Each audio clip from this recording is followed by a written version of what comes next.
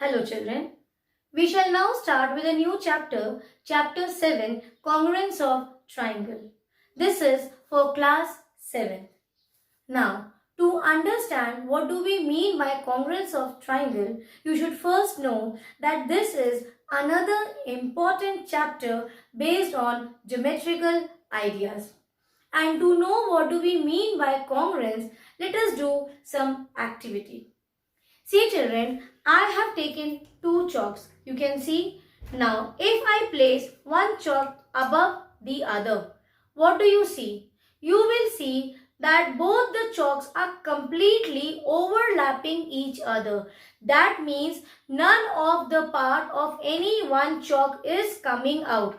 Or you can see if I place my finger like this, see, you see they exactly overlap. They are completely and exactly above each other like this, or if I place it vertically, then also you will see that they are placed just one above the other or one beside the other in this case, but they are exact copies of each other. That means they are of same shape and size. So from this we say that these two chalks are congruent to each other. And the relation of the two objects being congruent to each other is called as congruency. This was the activity done by chalk. The same thing let us do with another objects. Please read. Now see here, I have taken two textbooks. Can you see? Now again I'll do the same thing. I'll follow the same steps. I will place one book over the other like this, correct? And I will match their edges. Now what do you see? See, we observe from all sides. If I flip this book, see, you see they are completely over each other. See, exactly and completely they are overlapping each other. None of the side you will see is coming out, or of the book which is below is hidden. Is it clear? That means these two books are congruent to each other.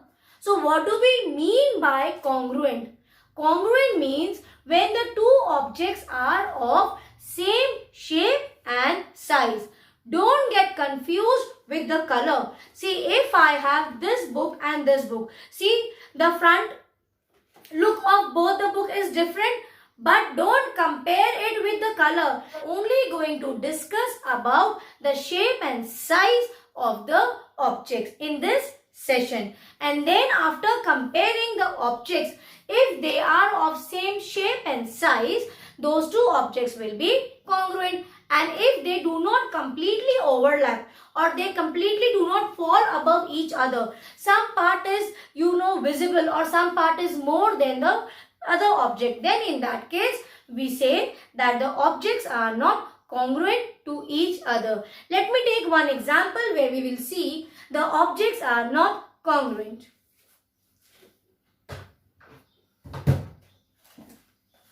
Now see here, again I have taken two books. Again I'll do the same thing, same process. I'll place one book above the other. Now when I place the second book over the see, the first book, what do you see? Is it completely and exactly above each other?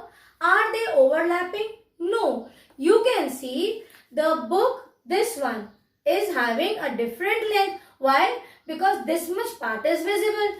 And same way here also, see the thickness, see the size, see the shape is not same. That means these two books are not congruent to each other. This was the example based on objects. So we have seen the comparison of two objects and how they are congruent we came to know. The same thing you can do at home with various different objects. You can take two biscuit packets. You open two different companies' biscuit packets and compare the two biscuits with each other. You will see sometimes the two biscuits of different packets may not be congruent. But if you take the same packet, tear the packet and take out all the biscuits, you align them one above the other, or you place them one beside the other, you will see that none of the biscuit is visible. The extra part is coming out. They are completely overlapping each other. That means the biscuits of the same packet are congruent to each other. Same way, you can take examples of ruler. You take two companies' ruler. You place it one above the other. If it is exact copy of each other, in that case you can say the two rulers are congruent. But if you see that they are not completely overlapping, like see here, some part is coming out of the different object. You can see the part of the object, some part of other object, the first one or the second one. That means they are not of same shape or size. So that can be termed as not congruent.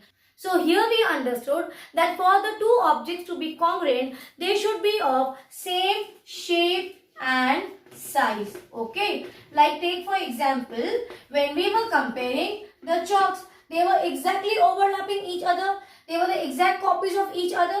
So here we have measured their length only, because yes or no. And same way you check the chalks I showed you placing one beside the other. Then also see, they were exactly and completely together. Okay, none of the part was less or more. So this is here we will talk about the shape. So we have seen that in any case, if you want to compare the two objects congruency, you should see its shape and size should be exactly the same.